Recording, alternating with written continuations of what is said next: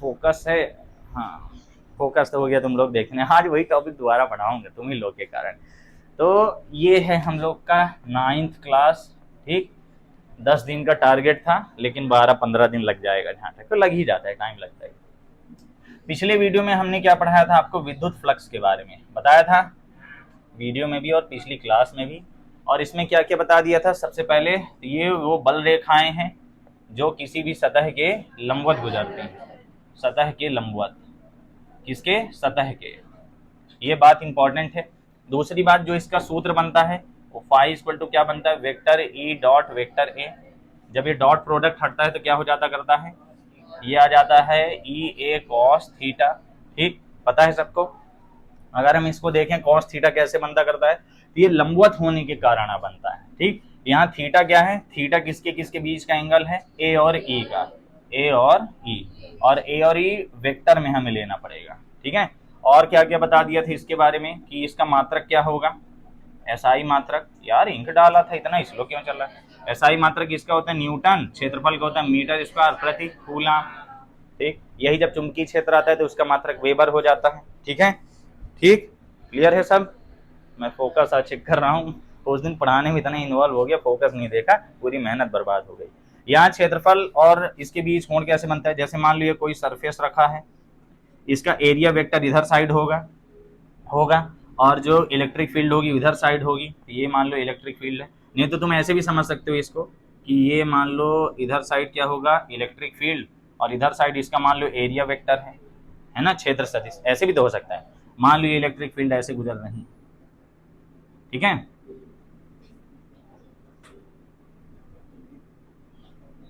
गुजर रही हैं। ठीक, ये कोई सतह है और यहां से ऐसे इलेक्ट्रिक फील्ड जा रही है, लेकिन ये ऐसे नहीं रखी है, ये ऐसे रखी हुई है। ठीक, कैसे रखी है, ऐसे, यही बुक ले लो, ये ऐसे रखी हुई है। और जो बल रेखाएं कैसे जा रही हैं, ऐसी ऐसी, समझ रहे हो, है ना, ऐसे एकदम सीधे नहीं जा रही, ऐसे नहीं जा रही, ऐसे जा रही है, थोड़ा टेढ़ी। तो टेढ़ी जा रही है तो बल रेखाएं इधर जाएंगी, इधर जाएंगी तो क्षेत्र की तीव्रता इधर होगी। और जब ये ऐसे तो एरिया वेक्टर किधर बनेगा, इधर। इन दोनों के बीच कोण बनाना, तो क्या हम किनारे से जाने वाली बल रेखाएं लेंगे कि बीच से जाने वाली, बीच से जाने वाली। हमको किनारे से जाने वाली बल रेखाएं थोड़ी चाहिए, तो बीच से जाने वाली बल रेखाओं के लिए इसका वियोजन करेंगे। तो इन दोनों के बीच कोण क्या दिख रहा है हमें, इन दोनों के बीच कोण दिख रहा है हमें थीटा। तो ई का वियोजन कर लो, ई के दो वियोजन होंगे, एक इधर साइड वियोजन होगा और एक इधर साइड। इधर साइड वाला क्या बन जाएगा, ई कॉस थीटा, और इधर साइड वाला बन जाएगा ई साइन थीटा। अब ये सतह कैसी है, सतह ऐसी है, तो सतह के लंबवत कौन सा वेक्टर, कौन सा कंपोनेंट, अरे उसको क्या कहेंगे, घटक, कौन सा घटक जा रहा है, ये वाला जा रहा है ना। हमें लंबवत घटक चाहिए कि नहीं, हमें लंबवत घटक चाहिए, तो लंबवत घटक कौन सा है, ई कॉस थीटा। तो ई कॉस थीटा वाला ले लेंगे, ये वाला छोड़ देंगे बस। तो इसलिए यहाँ पे क्या जाता करता है, ई कॉस थीटा मल्टीप्लाई ए। समझ गए, इस तरह भी हो सकता है। और अगर हम ऐसा चित्र बना रहे थे कि अगर ई इधर साइड है और यहाँ पे अगर कोई सरफेस बना दे ऐसे ऐसे ऐसे ऐसे, तो इससे बल रेखाएं तो जा रही हैं, लेकिन इसका एरिया वेक्टर भी किधर साइड बनेगा, इधर साइड। अगर ये इधर साइड ही एरिया वेक्टर बनेगा, दोनों के बीच थीटा कितना हो गया, 0।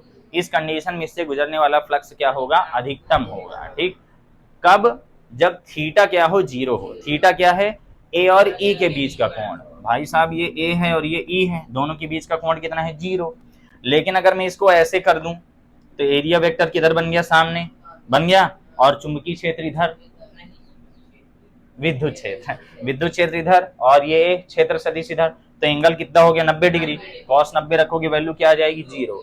फार्मूले से भी आ रहा है और तुम कॉमन सेंस से भी लगा सकते हो कि समांतर ऐसे बल रेखाएं जा रही है, ऐसे रख दी, इससे कहां से गुजरेगी, कोई नहीं गुजरेगी। ठीक, बस ये पुराना टॉपिक था, इसको अच्छे से डिटेल मैंने पिछले वीडियो में बताया है, जिसको देखना हो मिल जाएगा डिस्क्रिप्शन में। अब आता करता है, ये भी क्लियर हो गया ना कि ये कॉस थीटा ही होता है, एक कॉस थीटा हम करा देते करते, बाकी होता असल में वो क्या है, ई कॉस थीटा ही है, याद रखना। और इसमें कोई बात याद नहीं रखनी, ये बताना था थोड़ा सा कि जैसे मान लो कोई गोलीय चालक है, ठीक, ये कोई गोलीय चालक है, समझ रहे हो। अगर इस पर कोई फ्लक्स जाए, मान लो विद्युत क्षेत्र जाए, तो क्या होगा, मान लो एक फ्लक्स गया, आर पार चला गया, चालक नहीं है, कुचालक है, मान लो चालक नहीं क्या है, कुचालक है। तो जब यहां से गया है तो क्या होगा, चला गया ना। अब ये बताओ कि यहां से जब ये गया तो इसकी दिशा तो ये थी, ये वेक्टर ए था, लेकिन यहाँ पे मैं एक अल्प क्षेत्रफल ले लेता हूँ और यहाँ भी एक अल्प क्षेत्रफल ले लेता हूँ। समझे बात को? एक अल्प क्षेत्र यहाँ ले लिया, एक अल्प क्षेत्र यहाँ, इसका एरिया वेक्टर भी इधर साइड होगा, लेकिन इसका एरिया वेक्टर किधर साइड होगा। ये चीजें समझो वरना न्यूमेरिकल नहीं हल होंगे तुमसे। और आना भाई इसका एरिया वेक्टर इधर होगा, ये सॉरी सॉरी सॉरी सॉरी, ये बल रेखा गई, कुछ चालक के द्वार पर चली जाएगी, चालक के आर पर नहीं जाती, सतह पे फैल जाएगी, है ना। ए में इधर साइड बना है वे एरिया वेक्टर, ये स्मॉल ए बोलना चाहिए हमें, स्मॉल बोलना चाहिए ना। हाँ, इस वाले क्षेत्रफल में इधर बनेगी, इस वाले क्षेत्रफल में इधर। दोनों जगह मुझे थीटा बताओ, यहाँ पे थीटा कितना है, यहाँ पे थीटा कितना है। यहाँ 0 है, लेकिन यहाँ इसके बिना सवाल नहीं बनने वाले। यहाँ जो थीटा बनेगा 180 डिग्री, क्यों? क्योंकि इसके और इसके बीच कोण कितना दिख रहा है, 180 डिग्री दिख रहा है। बोल तो नहीं सर 150 यहाँ पे रुक गया है। अरे वो मैं अलग से तीर बनाया, उसी के ऊपर एक तीर बनेगा, ठीक है, 150 रुपया लेगा। ये थीटा समझ में आया? तो थीटा अलग भी हो सकता है। अब अगर मैं इसका चुंबकीय क्षेत्र लगाऊं, अरे चुंबकीय क्षेत्र नहीं, फ्लक्स लगाऊं, सॉरी सॉरी सॉरी, अगर फ्लक्स वाला सूत्र लगाओ तो यहाँ पे फाई ई इक्वल टू कितना आएगा बताओ। cos 0 रखोगे तो यहाँ पे ई आएगा, आएगा। यहाँ पे फाई ई बताओ कितना आएगा, ये माइनस ई आएगा, डी ए लिखना चाहिए, हो गया, छोड़ो, चलो हो गया, अल्प ही ला लेते हैं। जब अल्प फ्लक्स लाते हैं तो अल्प क्षेत्रफल लेते हैं, जब अल्प फ्लक्स आता है तो अल्प क्षेत्रफल, याद रहेगी बात। आज गॉस प्रमेय पढ़ेंगे। तो यहां हम देख रहे हैं ये माइनस में आ रहा है क्योंकि थीटा 180 है। अगर तुम्हें बेसिक ना पता हो, cos 0 की वैल्यू 1 होती है और cos 180 की वैल्यू होती है -1। ग्राफ के अनुसार जो यहाँ होता है वही यहाँ होता है, यहाँ 0 1 हो गया, यहाँ 180 -1 हो गया। तो अगर मैं टोटल फ्लक्स लाऊं, टोटल फाई, तो कितना आ जाएगा, 0 आया। क्यों? क्योंकि जितना फ्लक्स अंदर गया उतना ही फ्लक्स बाहर चला गया, तो जो टोटल फ्लक्स आ गया वो क्या हो गया, 0। ये प्लस ये माइनस ये 0 हो गया। चुंबकीय क्षेत्र में भी ऐसा ही होता था कि नहीं, जितने फ्लक्स अंदर आते हैं उतने फ्लक्स बाहर चले जाते हैं। बस मुझे कोण बताना था, कोण कितना होता करते हैं, ठीक। ऐसे ही मान लो ऐसी कोई सतह है 4 कोने वाली, ये सब एनसीईआरटी क्वेश्चन हैं, ये बेसिक नहीं बनेगा तो कैसे बनेगा। जैसे मान लो कि ये मान लो सिलेंडर है, कितने बार मान लो बोला भाई मैं, ये सिलेंडर है, ठीक। अगर इससे बल रेखाएं निकल रही हैं, ये क्या हो गया, विद्युत क्षेत्र। अब इसमें इस पॉइंट पे बताओ, इसका हम डीए बोल सकते हैं, इधर साइड एरिया वेक्टर, यहाँ पे एरिया वेक्टर एक, इधर साइड डीए बनेगा, अल्प क्षेत्रफल लेते हैं ना। यहाँ पे मान लो अगर मिला रहा हूं तो इसका अल्प क्षेत्रफल इधर साइड बनेगा, इसका एक मान लो यहाँ पे बना रहा हूं तो एक अल्प क्षेत्रफल इधर साइड बनेगा कि नहीं बनेगा। अब तुम्हें हर जगह क्या बताना है, तीव्रता, हर जगह तीव्रता बताना है, फ्लक्स बताना है।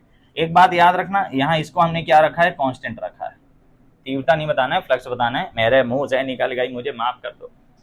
यहाँ पर इस पॉइंट पर इस क्षेत्रफल तुम बताओ, इस क्षेत्र पर तुम बताओ फ्लक्स कितना आएगा, ईडीए आएगा। यहाँ पर जो अल्प फ्लक्स आएगा वो कितना आएगा, ईडीए। सब क्वेश्चन हैं, ये बनेगा तभी बनेगा।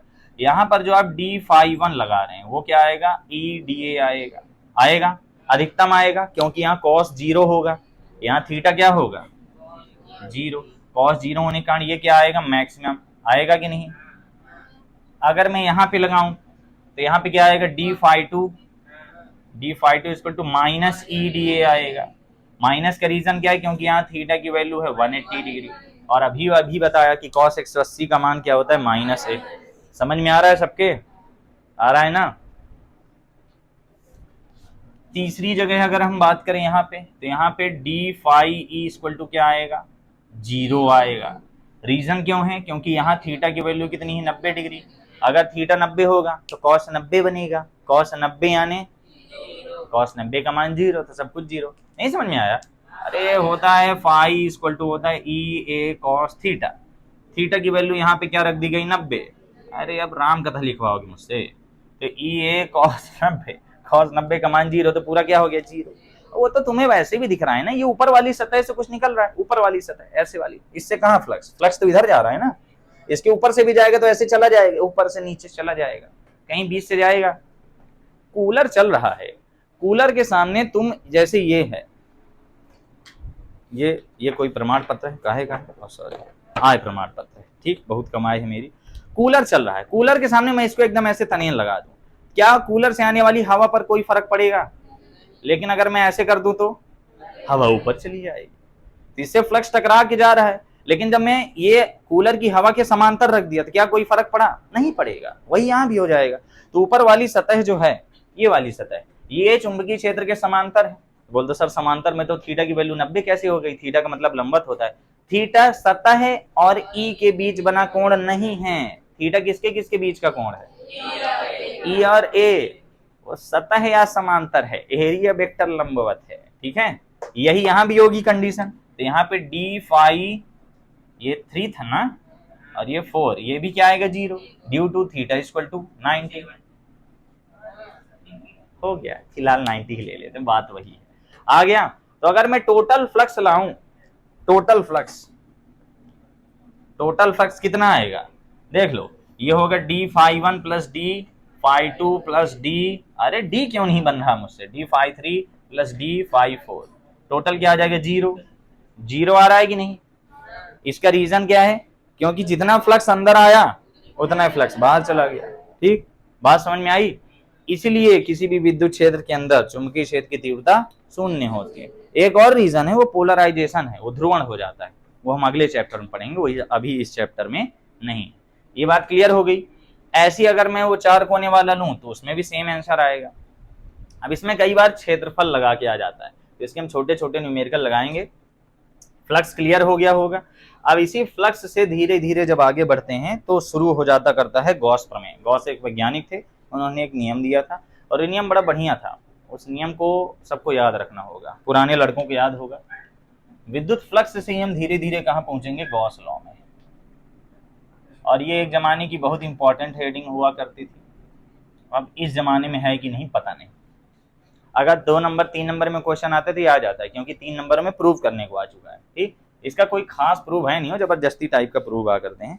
और कुछ लोग इसका बड़ा वाला प्रूव कराते हैं, कुछ लोग का मतलब हमारे रीवा में बहुत सारे टीचर हैं तो बड़ा वाला प्रूव है, उतने कोई जरूरत नहीं। ये जो मैंने बुक में प्रूफ दिया है ना, ये वाला प्रूफ बहुत जरूरी। अरे वीडियो में नहीं बताया, वीडियो जो लोग देख रहे हैं उनको ये वाली नोट्स ऑनलाइन ऑर्डर करनी होगी। क्लास में जो मैं शॉर्ट लिखवाता हूँ उसको भी लिख लिया करें, और जो मतलब पूरा लिखित रूप में चाहिए।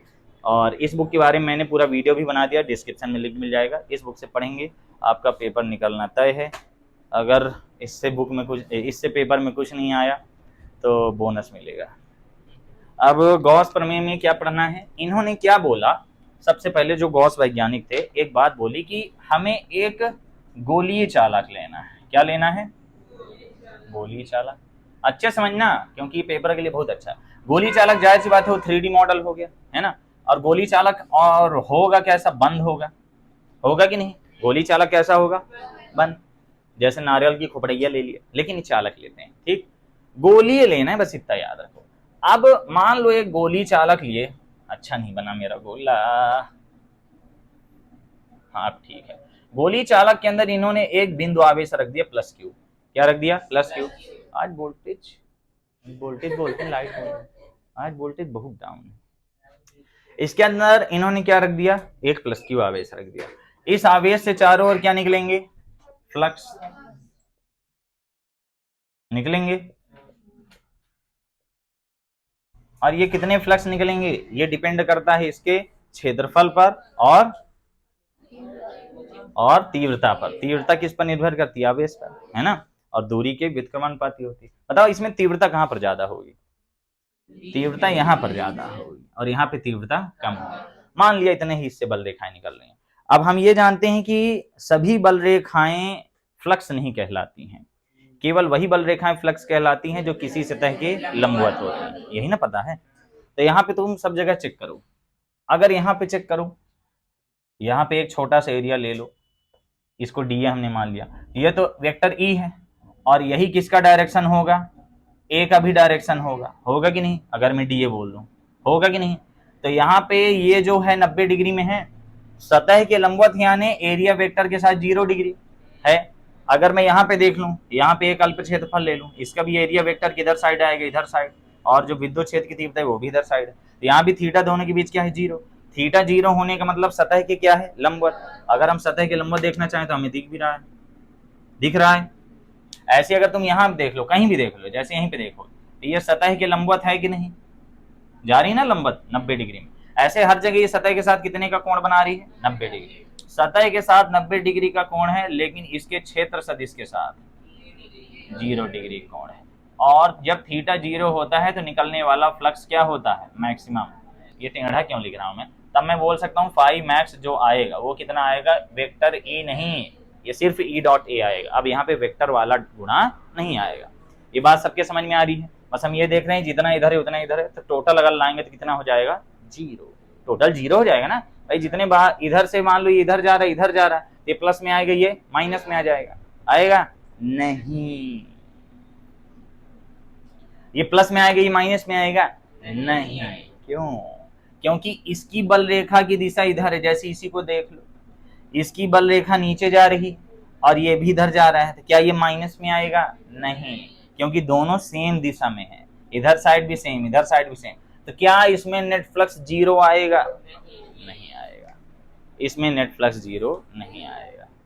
जब अंदर आवेश रखे हैं तब इसका टोटल फ्लक्स 0 नहीं आ रहा, लेकिन आवेश बाहर था, उससे बल रेखाएं जब निकल रही थी, विद्युत क्षेत्र जब बन रहा था, जैसे अभी बेलन वाला बनाया था, बेलन इधर था, यहाँ से बल रेखाएं जा रही थी, तब टोटल विद्युत क्षेत्र 0 हो रहा था, क्योंकि जितना इधर से घुस रहा है उधर उतना ही उधर से बाहर जा रहा है। यहाँ पे ऐसा नहीं, यहाँ पे इस पॉइंट पर भी, इस पॉइंट पर, इसके हर छोटे छोटे पॉइंट पर होगा। तो हर जगह हम इसको क्या बोल सकते हैं, हम इसको डी फाई इक्वल टू बोलेंगे ई इंटू डी ए बनेगा। ये भी d phi equal to E into d A, ये भी d phi equal to E into d A, सब जगह बनेगा। मैं कॉस थीटा क्यों नहीं लिख रहा हूं, क्योंकि कॉस थीटा क्या हो गया, कॉस थीटा 0 हो गया। रीजन क्या है, दोनों के बीच बना कोण हमें साक्षात 0 दिख रहा है, दिख रहा है ना। तो इतनी बात पल्ले पड़ी, कैसे कर रहे हो, इतनी बात पल्ले पड़ी। इसी से गॉस लॉ मतलब गॉस का नियम आया, यही जो अभी चल रहा है।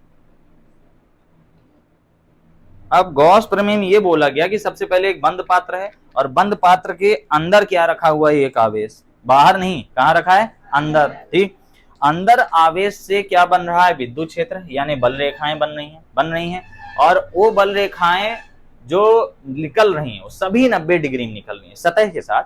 सभी कैसे निकल रही हैं, किसी सतह के लंबवत निकल रही हैं। तो जितनी बल रेखा निकलेंगी किसी गोली चालक से, सभी लंबवत है, सभी लंबवत है तो सभी क्या कहला जाएंगी, फ्लक्स। तो यहाँ गोली चालक से निकलने वाली सभी बल रेखाएं क्या कहलाएंगी, फ्लक्स कहलाएंगी। रीजन क्या था कि क्योंकि सभी लंबवत निकल रहे थे, सतह के लंबवत हैं, एरिया वेक्टर के साथ 0 डिग्री के एंगल पर है। क्लियर हो गया। तो गोली चालक में हम ये देख लिए कि फ्लक्स तो निकलेगा, 0 नहीं आएगा जब अंदर है, आवेश कहाँ है, अंदर। अब इन्होंने ये बोला कि प्रमेय क्या थी, बताओ प्रमेय क्या थी, किसी बंद पृष्ठ से गुजरने वाला संपूर्ण विद्युत फ्लक्स उसमें उपस्थित आवेश का 1/ε0 गुना होता है। ये है गॉस प्रमेय, नॉर्मल सी। इसमें बोला कोई बंद पृष्ठ चाहिए। अब बंद पृष्ठ से जितना टोटल फ्लक्स गुजरेगा वो उसके अंदर बोल सकता हूं मैं, उसके अंदर उपस्थित आवेश जो होगा उसका 1/ε0 गुना होगा। ये हर जगह के लिए बात सही है, कोई भी पृष्ठ हो। अब वो बंद पृष्ठ कैसा हो सकता है, 3D मॉडल हो सकता है, वो गोला हो, है ना, वो कैसा हो सकता है, गोला। या फिर हो सकता है वो क्या हो, एक घन हो, घन आप कुछ भी बोल सकते हो सकता है वो एक क्या हो, सिलेंडर हो सकता है वो क्या हो, कोन हो, त्रिभुज शंकु, ये कुछ भी हो सकता है। बंद आकृति कैसी भी हो सकती है। किसी के अंदर भी अगर मैं एक आवेश रख दूं, किसी के अंदर भी, यहाँ भी रख दूं, यहाँ भी, अगर वो आवेश कहाँ है, उसके अंदर है, उसके अंदर उपस्थित आवेश है, तो वो जो फ्लक्स आएगा, टोटल फ्लक्स उस आवेश का इतना गुना आएगा। यानी नियम क्या कह रहा है कि जितना टोटल फ्लक्स आएगा जितना टोटल फ्लक्स आएगा वो उसके अंदर उपस्थित आवेश का 1/ε0 गुना होता है। यही गॉस प्रमेय है। 10 किसी भी बंद पृष्ठ, पहली बात बंद पृष्ठ याद रखना है, कोई भी पृष्ठ हो सकता है, 3D मॉडल हो सकता है, उससे जो टोटल फ्लक्स निकलेगा, चारों तरफ फ्लक्स निकल रहा है, इससे भी ये निकल रहा है, इससे भी चारों तरफ निकलेगा ना, इसमें हर जगह लंबवत नहीं होगा, इसमें भी हर जगह लंबवत नहीं होगा, कल मैंने बताया था ना, इसमें हर जगह लंबवत नहीं होगा, इसमें भी हर जगह लंबवत नहीं होगा ना, लेकिन जो टोटल निकलेगा वो आवेश और आवेश में 1/ε0 का गुणा। ये प्रयोगों के आधार पे वो लाए थे, बहुत सारा रिसर्च किए तो उनको आंसर मिला, लेकिन ये लाइन हमको अभी याद हो गई होगी। सबको याद हो गया? नियम क्या है? किसी बंद पृष्ठ से गुजरने वाला टोटल फ्लक्स, जितना फ्लक्स निकलेगा उसके अंदर उपस्थित आवेश का 1/ε0 गुना होता है। तो आवेश हो गया, इसको क्यू इन बोलना चाहिए क्योंकि आवेश का होता है अंदर। इसको ऐसे भी लिख सकते हैं हम, इसको हम बोल सकते हैं कि फाई ई इक्वल टू आ जाएगा Q in upon epsilon not. अब चला है मार्कर बढ़िया, समझे? इसको एक और तरह लिखते हैं लेकिन उसको हम धीरे धीरे समझेंगे। इतनी बात क्लियर हो गई? सबको क्लियर है? गॉस प्रमेय की ये लाइन याद रखनी है। अब इसमें होगा क्या, हम एक बंद पृष्ठ ले लेंगे, तो जैसे मान लो ब्लैक से ही बता देता हूँ, एक बंद पृष्ठ हमने क्या ले लिया, गोला इसलिए ले रहे हैं क्योंकि गोला में थोड़ा इजी रहेगा लगाने के लिए, ठीक। इसके अंदर मान लिया क्या रखा हुआ है, कोई प्लस क्यू चार्ज रखा है, इस प्लस क्यू चार्ज से चारों तरफ क्या निकल रही है, बल रेखाएं, ये मान लिया इतनी ही निकल रही है, ये क्या है, बल रेखाएं हैं, और यही बल रेखाएं क्या कहलाती करती, विद्युत क्षेत्र कहलाती हैं। अब यहां हम क्या करेंगे, एक अल्प एरिया लेंगे, ब्लैक से ही बता देता हूं, ये एक हमने अल्प क्षेत्रफल ले लिया डीए क्या ले लिया, डीए।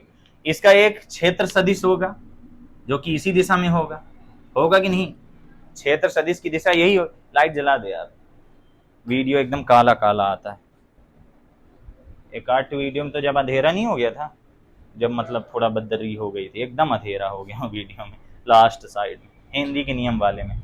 हाँ, तो ये एक आवेश रखा था, प्लस चार्ज है, प्लस चार्ज होने के कारण इससे चारों तरफ फ्लक्स निकल रहे हैं। जब फ्लक्स निकल रहे हैं तो हमने एक अल्प क्षेत्रफल ले लिया डीए, जिसका क्षेत्र सदिश डीए होगा और विद्युत क्षेत्र की तीव्रता ई होगी। यहाँ हमें क्लियरली दिख रहा है कि थीटा की वैल्यू क्या है, 0 है ना। क्यों? क्योंकि सतह के लंबवत है और क्षेत्र सदिश भी इधर है। अगर मैं यहाँ भी बना दूंगा तो कितना आएगा, यहाँ भी सेम चीज, ये भी ई है और इससे भी क्या निकलेगा, डीए, यहाँ भी वही आएगा और यहाँ भी वही आएगा, यहाँ भी वही आएगा, हर तरफ यही आएगा। तो अगर इसमें मैं अनंत बना दूं, ऐसे छोटे छोटे खूब सारे क्षेत्रफल ले लूं, ये गेंद है, ठीक, इस गेंद के चारों तरफ में छोटे छोटे खूब सारे क्षेत्रफल ले लो, तो जब टोटल फ्लक्स लाऊंगा तो सबको क्या करना पड़ेगा, जोड़ना पड़ेगा। और टोटल लाने के कई तरीके हैं, पहले एक छोटे एरिया का लगाते हैं, फिर 11 से पढ़ रहे हैं कि टोटल लाने के लिए क्या करते हैं, समाकलन, या तो समाकलन कर दो या तो अनंत है, अनंत बार जोड़ो अनंत पदों का योगफल है ना, समांतर श्रेणी लगाना पड़ेगा, वैसे यार उससे भी जाएगा, लेकिन हो गया हम समाकलन लगाते हैं, बात खत्म। तो ये हमें पता चल चुका है कि यहाँ पे अंदर एक आवेश रखा है और इस आवेश के कारण क्या बन रहा है, इसके चारों ओर विद्युत क्षेत्र बन रहा है कि नहीं, बन रहा है ना। और इससे हम अगर खूब सारे अल्प क्षेत्रफल ले लें तो अगर सबसे पहले यहाँ पे फ्लक्स लगाया जाए, इसका प्रूव हम करने वाले हैं, गॉस प्रमेय का प्रूव, प्रमेय इतना सा है, प्रूव करना पड़ेगा। तो सबसे पहले तो ये समझेंगे टोटल फ्लक्स कितना होगा, टोटल फ्लक्स लाना ही हमारा आंसर होगा। तो अल्प फ्लक्स कितना आएगा, उसके पहले विद्युत क्षेत्र की तीव्रता, यहाँ पे क्या लिख देंगे कि किसी बंद चालक, बंद गोली चालक या फिर बंद पृष्ठ के अंदर क्या रखा हुआ है, एक आवेश रखा है Q, और इस आवेश के कारण क्या बनेगा, विद्युत क्षेत्र बनेगा कि नहीं, ठीक। पूरी थ्योरी बुक में मिल जाएगी, बस मैं ऊपर बता रहा हूँ। तो विद्युत क्षेत्र की जो तीव्रता आएगी वो कितनी आएगी, यहाँ पे 1/4πε0 Q/r²। इसका त्रिज्या कितना मान लें, r मान लें अगर, ठीक। याद रखना यहाँ E फिक्स है, यहाँ तीव्रता समय के साथ बदलेगी नहीं, जितनी तीव्रता यहाँ है उतनी तीव्रता हर जगह रहेगी, तीव्रता बदलेगी नहीं। गॉस प्रमेय में यही बात याद रखना है कि तीव्रता क्या होनी चाहिए, कांस्टेंट होनी चाहिए, कांस्टेंट होगी तब ना समाकलन के बाहर आएगी, नहीं तो समाकलन के बाहर ऐसे थोड़ी कुछ आ जाता है। बहुत इंपॉर्टेंट क्वेश्चन है, जो लोग थोड़ा एकदम मगन होके पढ़ रहे हैं, मतलब बिना ध्यान दिए, तो ध्यान दे लो वरना फैल तो होना तय ही है तुम्हारा। ये E आ गया Q/r², ये किस पर निर्भर कर रहा है, केवल और केवल Q पर निर्भर कर रहा है। अब हम जब लाते हैं कि इसमें अल्प फ्लक्स, क्या लाएंगे, अल्प फ्लक्स, टोटल नहीं लाएंगे, पहले अल्प लाएंगे, तो d फाई बनेगा, डी फाई इक्वल टू क्या बनेगा, vector E dot vector D A, बनेगा कि नहीं, बनेगा ना। तो अगर मैं इसको लाऊं सीधे तो d phi E equal to कितना आ जाएगा, E d A cos theta, बनेगा। और मुझे यहाँ थीटा की वैल्यू कितनी पता है, 0, तो ये d phi E equal to कितना आ जाएगा, E d A cos 0, cos 0 की वैल्यू 1, तो ये d phi E equal to कितना आ गया, ई इंटू डी ए। बहुत इंपॉर्टेंट प्रूफ है, बहुत सिंपल है। पहले मैं ये ला लिया, मुझे आगे जरूरत पड़ेगी, बिंदु आवेश है ना, बिंदु आवेश के कारण तीव्रता यही होती। फिर अल्प फ्लक्स ला लिया, अल्प फ्लक्स यानी केवल इस क्षेत्र से गुजरने वाला फ्लक्स, हम अभी तक डायरेक्ट लिख देते थे ईडीए, हम फार्मूले से लगा के दिखा दिए। अब हमें टोटल फ्लक्स लाना है, तो यहाँ पे कुल फ्लक्स लाने के लिए क्या करेंगे, कुल फ्लक्स लाने के लिए समाकलन, तो कुल फ्लक्स लाने के लिए फाई इक्वल टू आ जाएगी, ये डी उधर चला जाएगा, इंटीग्रेशन ई इंटू डी ए बनेगा, दिख रहा है वीडियो में, ये क्या बन जाएगा, इंटीग्रेशन ई इंटू डी ए। समझ गए बात को भाई, इधर अल्प आ रहा था, अब ये जो आ रहा है ये पूरे एरिया का आएगा, पूरे का। अभी हम एक ठोका लगाए थे, ये किसका था, एक ठोका, अब ये पूरे का आएगा। यहाँ तो अनंत छोटे छोटे बन सकते हैं, तो उन सब के लिए इकट्ठा बोल दिया ई इंटू डी ए। समझ में आई बात। अब यहाँ हम जानते हैं कि ई हमने क्या बताया, कांस्टेंट है, विद्युत क्षेत्र की तीव्रता यहाँ समय के साथ नहीं बदलेगी, अगर समय के साथ विद्युत क्षेत्र की तीव्रता बदलेगी तब तो विस्थापन धारा उत्पन्न हो जाएगी, याद है। हाँ, तो यहाँ पे फाई इक्वल टू कितना आ जाएगा, ये ई बाहर आ गया, इंटीग्रेशन में क्या बचा, डी ए बचा कि नहीं। अब तुम जानते हो सांप और डंडा क्या हो जाते हैं, खत्म हो जाते हैं, तो ए भर बचेगा, तो फाई ई इक्वल टू क्या आ गया, ई इंटू ए। ए क्या है, कैसी सतह है ये, गोलाकार सतह है, तो गोलाकार पृष्ठ, बंद पृष्ठ हमने गोला वाला लिया, तो गोला का क्षेत्रफल लगाना पड़ेगा बस। तो गोले का क्षेत्रफल क्या होता है, 4 पाई आर स्क्वायर। तो यहाँ आप दोनों की वैल्यू रख दीजिए, ई की वैल्यू क्या है, ये 1/4 pi epsilon 0 q upon r square, और गोले का क्षेत्रफल बचपन में पढ़े 4 पाई आर स्क्वायर, वृत्त के क्षेत्रफल का 4 गुना होता है गोले का क्षेत्रफल, तो ये आ गया 4 पाई आर स्क्वायर। आर क्यों सेम है, आर वही वाला है रहेगा जो है। अब ये सब कट गया, 4 पाई से 4 पाई कट गया, आर स्क्वायर से आर स्क्वायर कट गया, और जो आंसर दिख रहा है वही अपना आंसर, तो 1/एप्सिलॉन 0 इंटू क्यू। बस क्यू कहाँ का होगा, इनसाइड का होगा।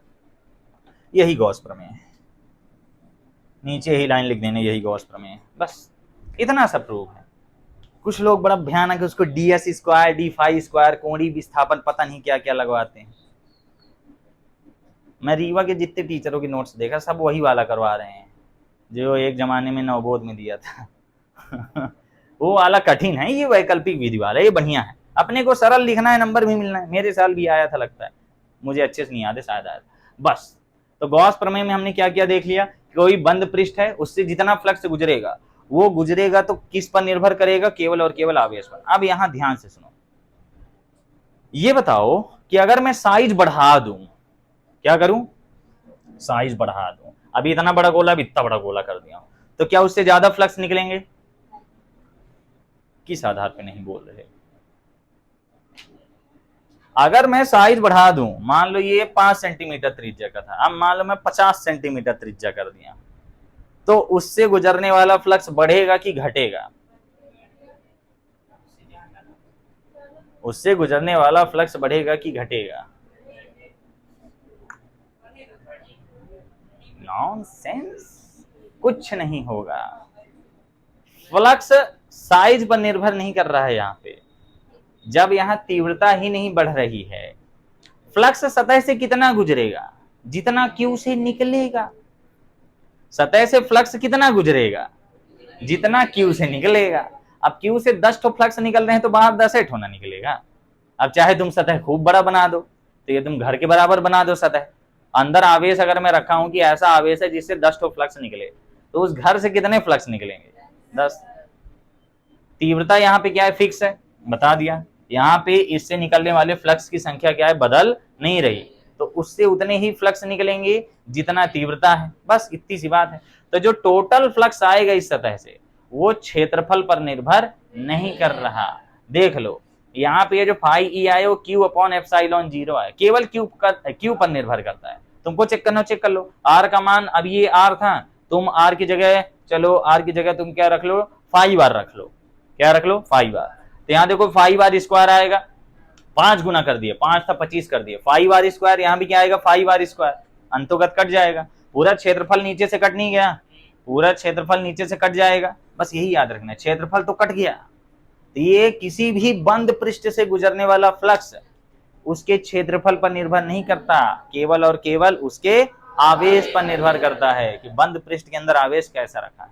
अब इससे तुम ये भी कह सकते हो कि अब ये क्षेत्रफल पर तो निर्भर कर नहीं रहा, मतलब ये अगर मैं खोपड़िया हटा दूं तो अगर मुझे बताना है कि किसी आवेश से कितने फ्लक्स निकलते हैं तो वहां भी यही सूत्र लगेगा। जैसे मान लो मैंने बोला 5 कूलाम का आवेश है, 5 कूलाम के आवेश से कितना फ्लक्स निकलेगा, तो इस फार्मूले से आएगा। अभी तक हम क्या जानते हैं कितने फ्लक्स निकल रहे हैं, बोल दिया कि 20 कूलाम आवेश रखा है, बताइए इससे कितने फ्लक्स निकलेंगे। मान लो बोल दिया कि 8.85 कूलाम आवेश है, बताइए कितने फ्लक्स निकलेंगे। बोल सकते हैं ना 10 की घाते 12 बिलियन के बाद ट्रिलियन ट्रिलियन फ्लक्स निकलेंगे। बात समझ में आई? सोचो, थोड़ा सोचो।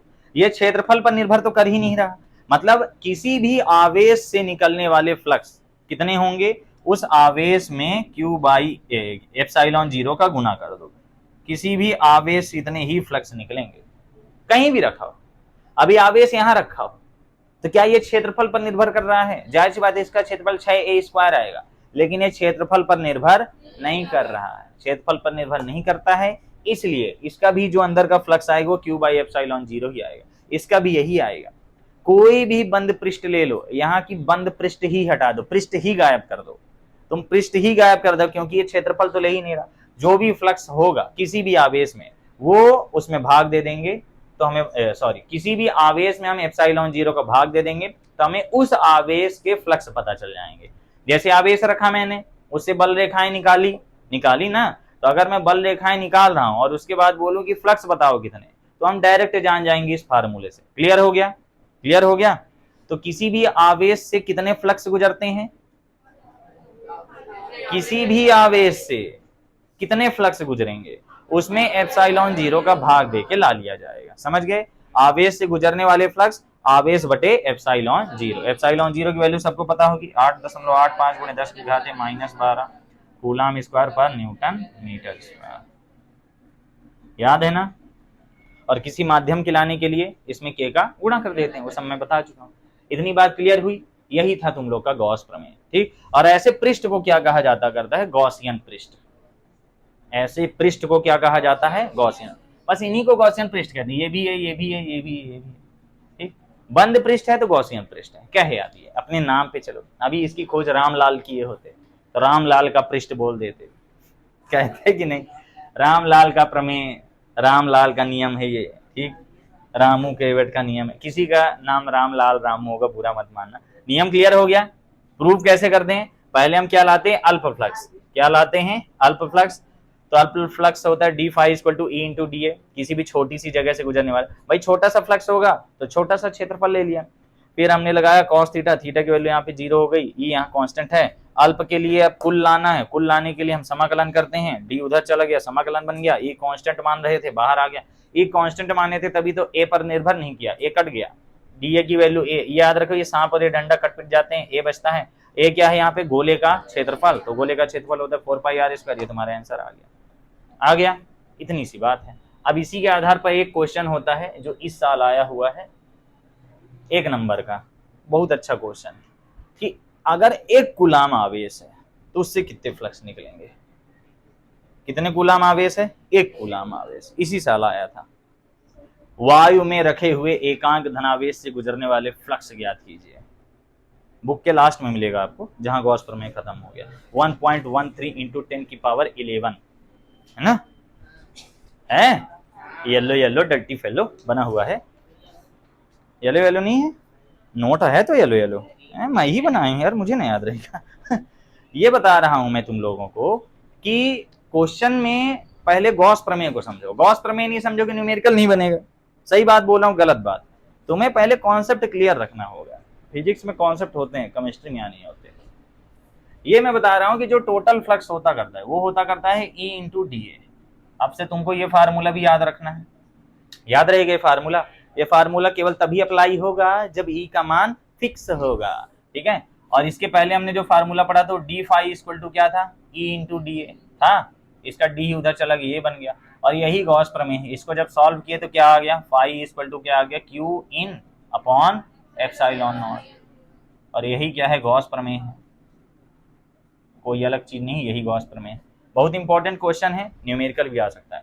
अब यहाँ एक मैं बेसिक क्वेश्चन करा रहा हूँ, बेसिक क्वेश्चन ये है, चमकता होगा यहाँ पे।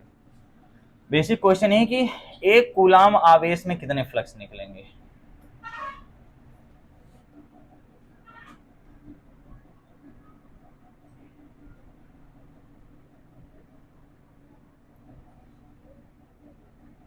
एक कूलाम आवेश से कितने फ्लक्स निकलेंगे, क्वेश्चन। मैंने तुम्हें बताया कि कितना भी आवेश हो उससे निकलने वाले फ्लक्स क्षेत्रफल पर निर्भर नहीं करते। क्यों? क्योंकि यहाँ बंद क्षेत्रफल लिया जाता है और उसमें केवल लंबवत वाला लिया जाएगा। क्योंकि पूरा सॉल्व किया है वैज्ञानिक ने, पूरा आंसर आया, उन्होंने बाद में बहुत बड़ा निष्कर्ष दिया। निष्कर्ष में यही बोला गया कि किसी भी बंद पृष्ठ से गुजरने वाला आवेश क्षेत्रफल पर निर्भर, अरे उल्टा बोल दिया, किसी भी बंद पृष्ठ से गुजरने वाला फ्लक्स, किसी बंद पृष्ठ से गुजरने वाला फ्लक्स क्षेत्रफल पर निर्भर नहीं करता, क्योंकि क्षेत्रफल कट जाता है और निर्भर एक ही चीज पर करता है, और वो कौन सी चीज है, आवेश।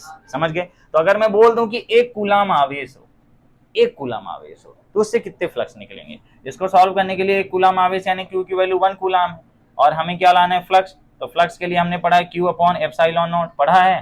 तो फ्लक्स इक्वल टू क्या आ जाएगा, ये टोटल फ्लक्स होता है कि अल्प होता है, टोटल है।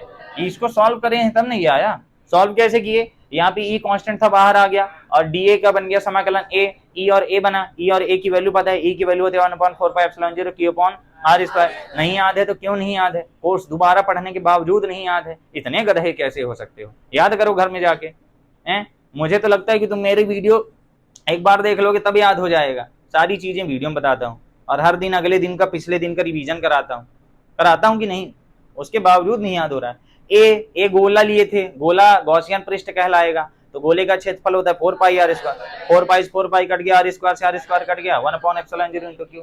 मन में 2 लाइन का प्रूव कर लिया करो, अब इसको याद कर रहे हैं गॉस प्रमेय। अरे वैल्यू रखते जाओ, ढनकते जाता है। व्यंजक कौन याद करता है, व्यंजक का टर्निंग पॉइंट याद किया जाता है, शुरुआत और अंत, बीच में मुड़ते कहां पर, बस। यहाँ पे क्यू की वैल्यू रख दी 1, और इसकी वैल्यू होती है 8.85 इंटू 10 की पावर -12 होती है। जब इसको सॉल्व किए तो कितना आ गया, डायरेक्ट हम बोल देंगे, सॉल्व करना सबको आता है, डायरेक्ट हम बोल देते करते हैं, तो 1.13 इंटू 10 की पावर 11। फ्लक्स का मात्रक क्या आता है, न्यूटन मीटर स्क्वायर पर कूलाम।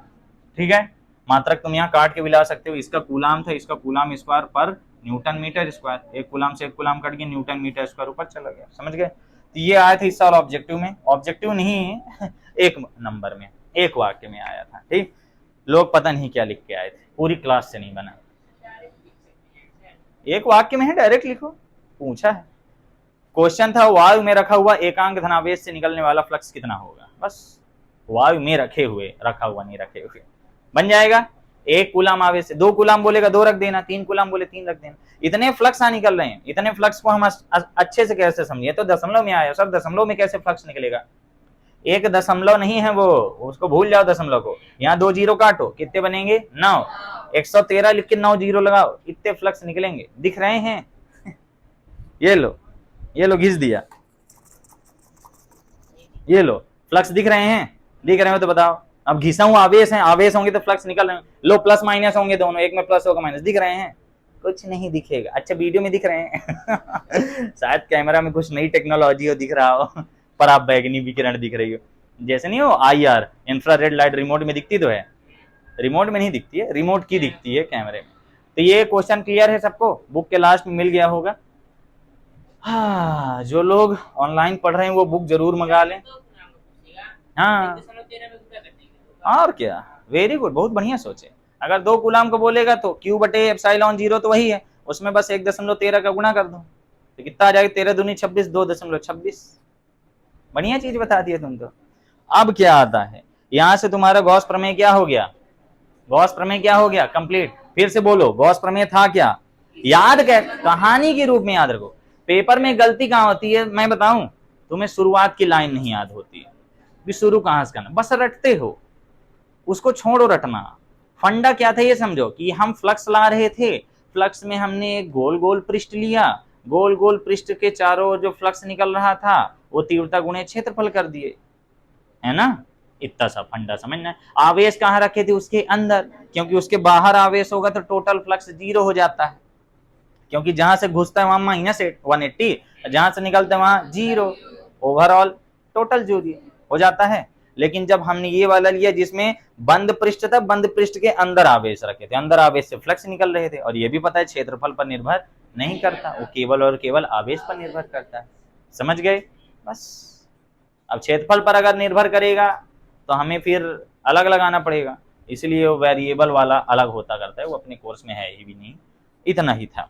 इसके बाद कौन सा टॉपिक आता है? गॉस प्रमेय। क्लियर? गॉस प्रमेय के बाद एक इंपॉर्टेंट नोट। कुछ लोग बोल रहे होंगे ये नोट यहाँ पे आके क्यों लिखे, वहां पे जगह नहीं थी। अगर वहां पे मैं लिख देता तो मेरा आगे सब गड़बड़ा जाता, आगे सब सेटिंग में लिखा हुआ है। अब आते हैं गॉस प्रमेय के अनुप्रयोग। 3 नंबर का बहुत अच्छा क्वेश्चन बनता है गॉस प्रमेय का अनुप्रयोग। ठीक, गॉस प्रमेय के अनुप्रयोग आते करते हैं। अनुप्रयोग इसके कैट हुए टोटल 4 हैं। 4 कौन कौन से हैं? सबसे पहला है तुम लोग का कूलाम का नियम लाओ। सबसे पहला क्या है? कूलाम का नियम, इससे प्रूव करेंगे। दूसरा वाला कौन सा है कि अनंत लंबाई का चालक तार है कोई, इसका विद्युत क्षेत्र, फिर उसके बाद फ्लक्स लाना है।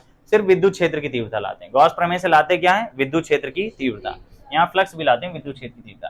तीसरा है अनंत विस्तार वाली चादर है, अनंत विस्तार वाली एक चादर है, ठीक है। और एक गोला है, गोलीय कवच वाला। गोलीय कवच में 3 कंडीशन में होता है, एक बाहर, एक सतह पर और एक अंदर। अंदर 0 होता है, ठीक। क्यों? क्योंकि जब आवेश होता है वो कहां पर आ जाता है? पूरा का पूरा सतह पर, ठीक है। हाँ, हम ला क्या रहे हैं? फ्लक्स नहीं ला रहे हैं अभी। इसमें हमारा टॉपिक क्या होगा? E equal to question mark, है ना, with help of Gauss law. ठीक, गॉस नियम से हमें E लाना है। E लाने के लिए सबसे पहला वाला तो कूलाम का नियम है, उसमें E नहीं F लाना होगा, है ना। कूलाम का नियम लाने के लिए सबसे पहला वाला हम लिख के हेडिंग डाल देते हैं, कूलाम का नियम लाना है। किसकी मदद से? गॉस प्रमेय से। कूलाम का नियम प्रूव कीजिए। पेपर में आ जाता करता है गॉस नियम की सहायता से कूलाम का नियम सिद्ध कीजिए। अच्छा याद रखना, कई बार व्युत्क्रम वर्ग नियम लिखा रहता है, डर ना जाना। व्युत्क्रम वर्ग का मतलब वर्ग यानी आर स्क्वायर, व्युत्क्रम यानी 1/, रहता है ना, तो डराने को लिख देता है वही चीज। व्युत्क्रम वर्ग है क्या? यही है जो कूलाम का नियम है, वही कूलाम का व्युत्क्रम वर्ग नियम है।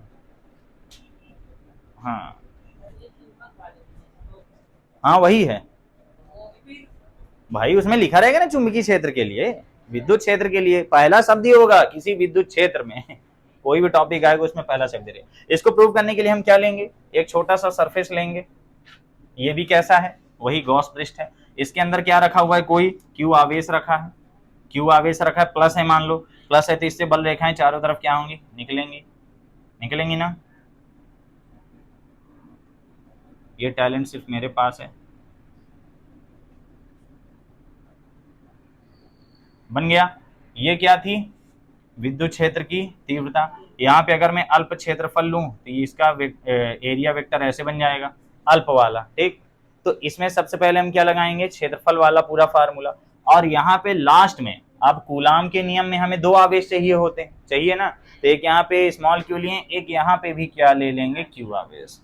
इसको चाहे तो तुम कैपिटल क्यू भी बोल सकते हो, बुक में मैंने Q0 बोला होगा, Q0 बोला है ना, कुछ भी बोल सकते हो, बुक में Q0 बोला हुआ है, तो चलो बुक वाला ही ले लेते हैं। Q0 बोल दो, Q0 बोल दो, कैपिटल Q ले लेते हैं तो अच्छा लगता करता है। Q0 अगले साल की बुक में सब हटा दूंगा, है Q0 अच्छा नहीं लगता है, अजीब लगता है। तो इसमें लगाने के लिए सबसे पहले हमें क्या लगाना पड़ेगा? फ्लक्स। फ्लक्स में क्या करना होगा? टोटल फ्लक्स लाएंगे। याद रखो, लगाने के वो 3 स्टेप हैं। स्टेप नंबर 1 अल्प फ्लक्स लगाओ, फिर उसको टोटल फ्लक्स लाओ, टोटल फ्लक्स लाने के बाद क्या लगा दो? गॉस नियम। गॉस नियम क्या है? ये रहा, पाई E बराबर, समझ गए? पहले अल्प फ्लक्स, उसका समाकलन करके टोटल फ्लक्स, तीसरे स्टेप में क्या लाओ? गॉस प्रमेय। दोनों को बराबर कर दो, E का मान आ जाएगा। समझ गए बात को? कोई दिक्कत? लेकिन यहां हमें E का मान लाने के बाद उसको F के फार्मूले में लिखना है। E की वैल्यू क्या होती है? वो वाली नहीं, अगर मैं सिर्फ पहले वाले लाऊं, टेस्टिंग चार्ज वाला, F/Q, तो वहां से F की वैल्यू क्या होती है? Q × E। देख लो, लगाया होगा कहीं पे, लगाया है। पहले ये फ्लक्स लाया है, फ्लक्स लाया, दोनों को बराबर किया, E की वैल्यू लाया, फिर देखो लगा दिया। 3 स्टेप याद करने, अल्प फ्लक्स, फिर उसके बाद कुल लाओ उसका, उसके बाद क्या लगाओ, गॉस प्रमेय। इन चारों में यही प्रोसेस है, चारों में यही प्रोसेस। सबसे पहले अल्प फ्लक्स लाएंगे, फिर टोटल फ्लक्स ला के लाएंगे, स्टेप 1 स्टेप 2, और तीसरे स्टेप में गॉस प्रमेय लगा देंगे।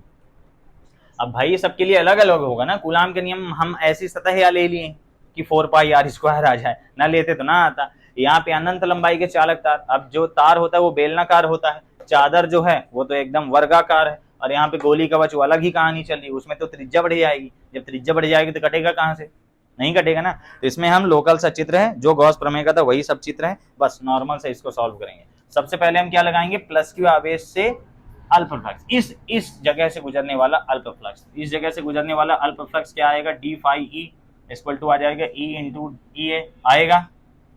ये डी उधर चला जाएगा, तो ये पहले इसको सॉल्व कर लो।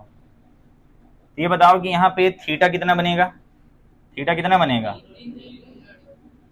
cos 0। क्यों, क्योंकि सेम डायरेक्शन में है दोनों, ठीक। इधर भी होता सेम डायरेक्शन, इधर भी होता सेम डायरेक्शन। cos 0 की वैल्यू 1, तो ए इंटू डी ए बन गया। अब हमें टोटल फ्लक्स लाना पड़ेगा, तो यहाँ लिख देंगे कुल फ्लक्स। कुल फ्लक्स कितना आएगा, फाई ई इक्वल टू आ जाएगा इंटीग्रेशन ई इंटू डी ए आएगा। अब हम जानते हैं ई यहाँ पे कांस्टेंट है, तो ई आ जाएगा बाहर इंटू डी ए का ए हो जाएगा, बस इसको रखे रहो, ठीक। अब इसके बाद क्या करना है हमें, यहाँ पे लगाना है क्या, गॉस प्रमेय, है ना। तो गॉस प्रमेय लगा दो। यहाँ तुम ए की वैल्यू भी रख सकते हो, रख दें क्या, आगे रख दें, आगे रख देंगे। ये हो जाएगा फाई ई इक्वल टू क्या आ जाएगा, क्यू अपॉन एप्सिलॉन 0। इसको समीकरण 1 बोल दो, इसको समीकरण 2 बोल दो।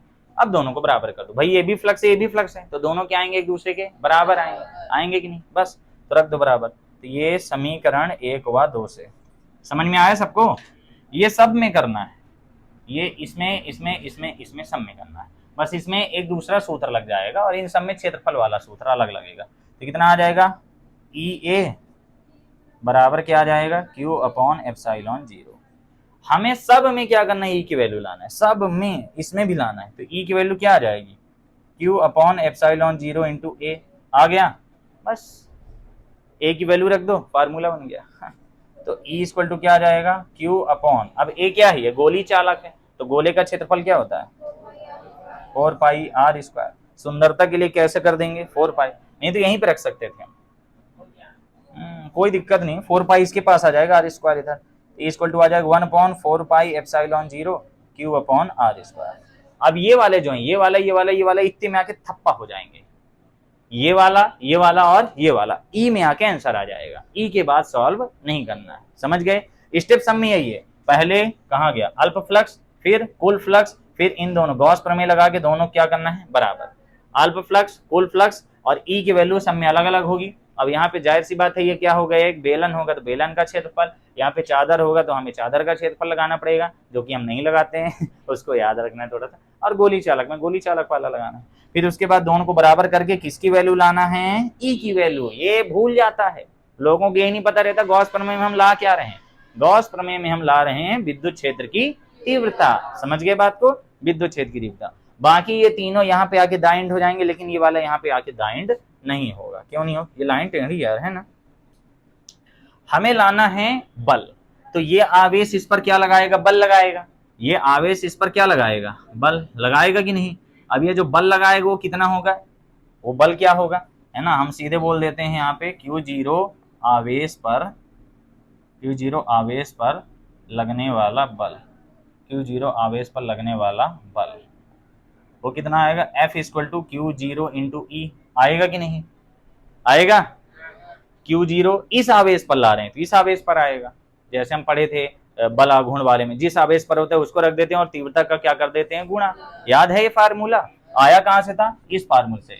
E इक्वल टू आता है F अपॉन टेस्टिंग चार्ज, तो इस चार्ज पर टेस्ट कर रहे हैं तो इसी गुना रखेंगे, ये वाला रखेंगे। ये वाला तो तब रखते हैं जब हम बिंदु आवेश के कारण लाते हैं तीव्रता, हम इस पर बल ला रहे हैं तो यही वाला फार्मूला लगेगा। तो F इक्वल टू ये Q0 है, Q0 पीछे लिख देते हैं। E की वैल्यू क्या है, 1/4 पाई, E की वैल्यू ये वाली, E की value 1/4 pi epsilon 0 Q upon r square. ये Q0 यहाँ पीछे आ गया।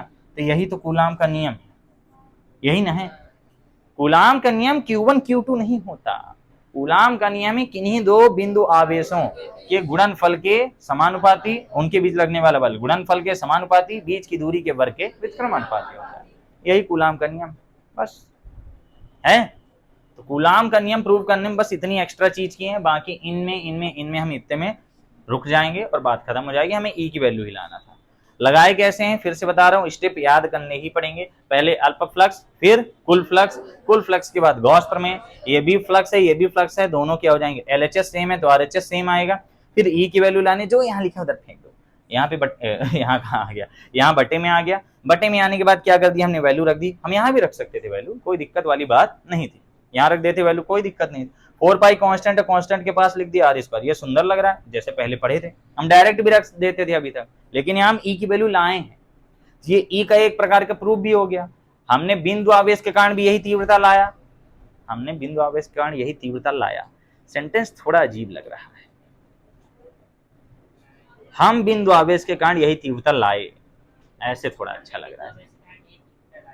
लाई नहीं, वो लेडीज टाइप का हो जाएगा, अच्छा नहीं लगेगा। तो यहाँ पे E इक्वल टू ये आया था, हो सकता है इतना ही प्रूव करने को बोल दे गॉस प्रमेय की सहायता से बिंदु आवेश की तीव्रता ज्ञात कीजिए, तो ऐसे ही ज्ञात करोगे। अगर हमें बोल देता है गॉस प्रमेय की सहायता से बिंदु आवेश की तीव्रता ज्ञात कीजिए, तो हम यहीं पर लगाएंगे, समझे। ये बिंदु आवेश में हमने 2 आवेश लिए थे ना, याद है, एक टेस्टिंग चार्ज था और एक तो कौन सा था, पॉइंट चार्ज। एक टेस्ट चार्ज और एक पॉइंट चार्ज। हिंदी में इसको क्या कहते हैं, परीक्षण आवेश, टेस्ट। और ये बिंदु आवेश, अरे अंग्रेजी ज्यादा बढ़िया, टेस्ट चार्ज, पॉइंट चार्ज। फिर हम इस पर बल लाए, बल ये हो गया और ये कूलाम का नियम आ गया। तो गॉस प्रमेय से हमने क्या प्रूव कर दिया, कूलाम का नियम बन जाएगा। अब ये 2 टॉपिक बचे, 3 टॉपिक, जो कि हम कल की क्लास में कर लेंगे। और इसको सॉल्व करने के 2 मेथड हैं, इनको ठीक। हम दूसरा वाला मेथड कराएंगे। बुक में आपको दोनों मेथड, नई वाली बुक में नया मेथड मिलेगा, हो सकता है पुरानी वाली बुक में पुराना मेथड हो, हाँ होगा पुराना वाला ही, ठीक है। दोनों मेथड बता दूंगा, क्लियर रहेंगे।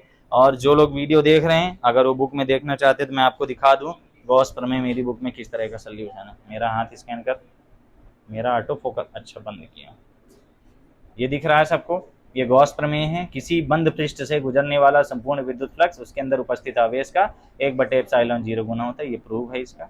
और ये बुक, अगर आप ये बुक ऑर्डर करना चाहते हैं तो आपको फ्लिपकार्ट, अमेजॉन हर जगह मिल जाएगी, लेकिन उसी लिंक से ऑर्डर करें जो मैंने डिस्क्रिप्शन में दिया है, ठीक। चलो अरे ये सब क्या